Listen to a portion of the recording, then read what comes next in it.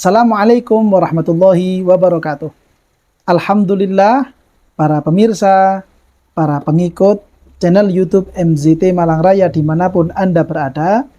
Alhamdulillah, pada kesempatan kali ini kita masih bisa melanjutkan kajian dan pembahasan kita dalam edisi spesial bulan suci Ramadan pada kajian pembahasan tentang fikih zakat, yang mana telah kita bahas beberapa hal pada video-video sebelumnya tentang bagaimana ketentuan secara umum tentang masalah zakat, lalu kemudian ketentuan tentang masalah zakat emas perak sekaligus juga dengan uang tabungan yang ada di kita masing-masing, dan kemudian kita sudah masuk pada pembahasan zakat perniagaan atau zakat perdagangan.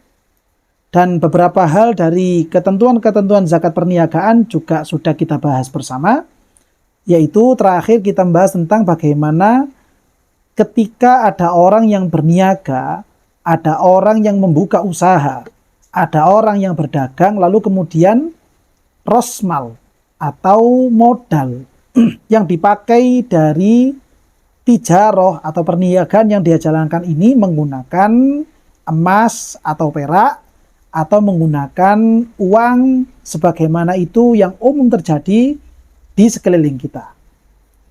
Maka pada kesempatan kali ini kita kembali pada keterangan dari kitab Umdatus Salik, sebuah kitab yang bernuansa mazhab fikih Imam Syafi'i yang ditulis oleh beliau Al-Imam Ibnu Naqib Al-Misri. Dalam kitab Umdatus Salik beliau memberikan keterangan fa inishtarahu bi ghairi naqdin qawwamahu bi naqdil baladi. Jika seandainya ada orang yang dia itu membuka usaha, ada orang yang dia itu memulai perniagaan, ada orang itu yang memulai perdagangan, namun modalnya rosmal yang dia pakai untuk usaha tersebut tidak menggunakan emas atau perak dan juga tidak menggunakan uang sebagaimana umumnya usaha-usaha yang ada. Dia menggunakan barang. Taruhlah misalkan dia mendapatkan harta dari hasil warisan orang tuanya. Dia mendapatkan mobil misalkan, dia mendapatkan rumah misalkan, dia mendapatkan sawah misalkan. Lalu kemudian mobil atau rumah atau sawah ini dia jadikan sebagai modal untuk usaha dia pribadi. Dia butuh, taruhlah untuk ingin buka usaha jual barang pecah belah misalkan. Yang kemudian dia bersedia berkulak barang-barang pecah belah untuk membuka usaha tokonya ini, namun dia berkulaknya itu menggunakan sawah. Dia berkulaknya ini menggunakan mobil. Dia berkulaknya itu menggunakan rumah atau benda-benda yang lainnya. Walhasil dia berkulak, modal dari kulakannya ini tidak menggunakan emas, tidak menggunakan perak, tidak menggunakan uang, akan tapi menggunakan barang. Bagaimana ketika ada orang yang modal usahanya dengan model-model barang seperti ini? Maka beliau menyatakan qawwamahu binaqdil baladi. Maka dia wajib untuk mentakwim, mengkruskan kira-kira barang yang dia jadikan modal ini kalau dikruskan ke rupiah berapa. Termasuk juga ketika ada orang yang dia itu sudah buka usaha. Lalu kemudian dia ingin buka cabang lagi misalkan. Buka toko yang kedua misalkan. Lalu kemudian untuk membuka toko kedua ini dia mengisi barang-barang yang ada di toko ini tidak menggunakan uang. Namun menggunakan sisa barang yang ada di gudang toko pertama. Jadi misalkan toko pertama ini sudah penuh full dengan benda, dengan barang-barang dagangan, dengan satu jenis barang dagangan tertentu. Taruhlah misalkan toko satu ini berisi barang-barang pecah belah, barang-barang plastik, perabot-perabot rumah.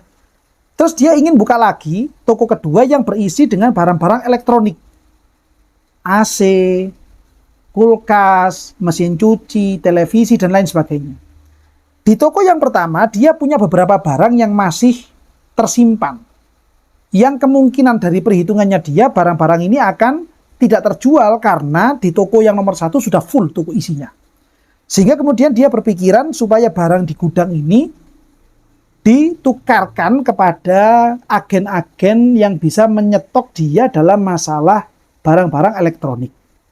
Dia berangkatkan ini kepada yang pemilik agen elektronik, lalu kemudian dia mendapatkan beberapa barang berbentuk elektronik. Misalkan seperti itu. Maka barang-barang pecah belah dari toko 1 ini perlu untuk ditakwim, perlu untuk dikruskan. Kira-kira barang yang dia gunakan untuk kulaan ini dari toko pertama, itu kira-kira seandainya dikruskan ke nominal rupiah itu berapa rupiah. Ini yang kewajiban yang ada. Lalu kemudian beliau menyatakan, faida balagoni soban zakahu. Jika sekiranya uang modal, atau bukan uang modal, tapi barang yang menjadi modal untuk membuka toko kedua, atau untuk membuka usaha yang dia akan rintis, ini ternyata sudah mencapai nisab di akhir tahun. Jadi dari modalnya sekaligus sekarang yang ada berapa, total semuanya itu sudah mencapai nisab. Dengan ketentuan gaji karyawan sudah dibayarkan, kebutuhan nafkah untuk keluarganya juga sudah disalurkan, keperluan untuk listrik, untuk air juga sudah dibayarkan semuanya. Lalu kemudian cicilan-cicilan untuk kontrak rumah, kontrak tempat, kontrak lahan, dan seterusnya sudah dibayarkan semuanya. Sekarang barang yang ada di toko dengan apa yang dia punya untuk modal berikutnya yang sedang ada di tangannya dia dari bentuk uang, ditotal, dikruskan, ketemunya berapa rupiah. Kalau memang sudah mencapai nisab, yang perkiraan sementara adalah 85 gram itu menjadi 85 juta. Kalau memang semuanya total ini sampai pada angka 85 juta, maka zakahu. Dia wajib untuk menunaikan zakat di akhir tahun. Beliau kemudian menyatakan, wa illa, kalau seandainya ternyata tidak mencapai nisab, fala zakata. Maka tidak ada kewajiban untuk zakat. Ini jika memang di akhir tahun sudah mencapai nisab, maka wajib zakat. Jika tidak mencapai nisab, maka tidak wajib zakat. Jika seandainya sejak awal modal ini memang sudah mencapai nisab, taruhlah modal pertama barang-barang ini kalau dikruskan menjadi 90 juta. Ya, kalau sejak awal dihitung, dari modal utamanya itu sudah mencapai 90 juta. Lalu dijalankan untuk berdagang, untuk berusaha, berniaga, sampai berjalan 1 tahun. Ternyata subhanallah, karena ini masih merintis sifatnya, di tahun pertama ini ternyata setelah ditotal semuanya, bukan malah untung, tapi terjadi kerugian, hingga kerugian itu menyentuh modal. Modalnya hingga berkurang, yang awalnya 90 juta, sekarang taruhlah misalkan tinggal 82 juta. Misalkan seperti itu, malah turun akhirnya. Padahal di awal sudah mencapai nisab, dan di akhir ternyata belum mencapai nisab. Maka ketika hitungan seperti ini, menurut pendapat yang kuat, menurut pendapat yang sahih di dalam mazhab Imam Syafi'i, dia tidak wajib untuk mengeluarkan zakat. Karena menurut pendapat yang sahih, sebagaimana itu disampaikan oleh Imam Nawawi dalam kitab Majmu' beliau, bahwa muktabar atau tolak ukur pencapaian nisab dalam masalah zakat tijarah, zakat perdagangan adalah di akhir tahun. Bukan di awal tahun atau di pertengahan tahun atau selama 1 tahun, bukan. Tapi ketika sampai di akhir tahun. Memang ada qaul-qaul dari ulama-ulama dari kalangan mazhab Imam Syafi'i yang disebutkan oleh Imam Nawawi dalam kitab Majmu' beliau. Ada riwayat yang menyatakan penghitungannya adalah torfain, di awal dan di akhir. Kalau awalnya nisab, akhirnya nisab, di awal tahun mencapai nisab, di akhir tahun juga mencapai nisab, maka wajib untuk melaksanakan zakat. Walaupun di tengah-tengah perjalanan, harta yang dia punya dari perniagaan ini tidak mencapai nisab. Ada lagi riwayat yang lain menyatakan tidak seperti itu, tapi penghitungan nisabnya ini sama seperti penghitungan nisabnya emas. Nisab itu harus berjalan selama 1 tahun penuh. Jika terjadi penurunan dari nisab dalam pertengahan perjalanan, maka tidak wajib zakat. Qaul seperti itu memang ada.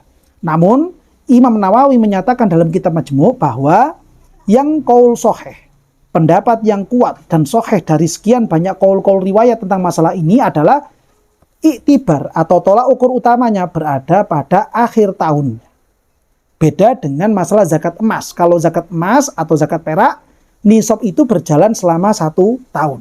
Tapi kalau untuk masalah perdagangan, di akhir tahun sudah mencapai nisab, walaupun sebelumnya di tengah perjalanan atau di awal tahun itu belum mencapai nisab, yang penting di akhir tahun sudah mencapai nisab, maka wajib untuk dikeluarkan zakatnya sebanyak 2,5% dari total apa yang dia punya dalam perdagangan tersebut.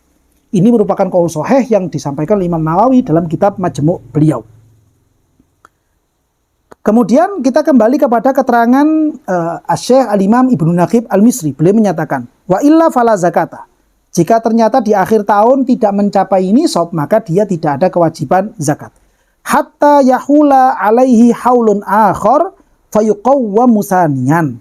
Sampai datang pada tahun berikutnya, ya, kita masuk pada tahun yang kedua hingga masuk pada akhir tahun, ditakwim lagi, dikruskan lagi, tanpa mempedulikan hitungan tahun yang sebelumnya, tahun yang pertama. Krus pada tahun pertama sudah nggak usah dihitung lagi, nggak usah dianggap, anggap saja itu hilang sudah, karena tidak sah penghitungannya, karena ternyata betul-betul tidak mencapai nisab. Di tahun yang kedua dikrus, mulai awal sampai akhir, total semuanya sekarang ini yang ada berapa. Jika memang mencapai nisab, baru dia kemudian wajib untuk menunaikan zakat di tahun yang kedua. Untuk tahun yang pertama sudah tidak ada kewajiban melaksanakan zakat. Wahakadha. Dan seperti itu terusnya. Jika ternyata di tahun kedua setelah dikruskan total semuanya belum mencapai nisab misalkan, maka dilanjutkan lagi perdagangannya sampai masuk pada akhir tahun yang ketiga. Lalu dikruskan lagi semuanya. Jika memang di akhir tahun ketiga ini ternyata total semuanya mencapai nisab, maka wajib untuk mengeluarkan zakat. Jika tidak, maka tidak perlu melaksanakan zakat. Ini keterangan yang disampaikan oleh Al-Imam Ibnu Naqib Al-Misri di dalam kitab Umdatus Salik. Beliau juga kemudian menerangkan, wala yustaratu kaunuhu nisaban illa fi akhiril hauli faqat. Dan tidak disyaratkan keberadaan harta ini, mal ini, nisaban hingga mencapai nisab illa fi akhiril hauli faqat.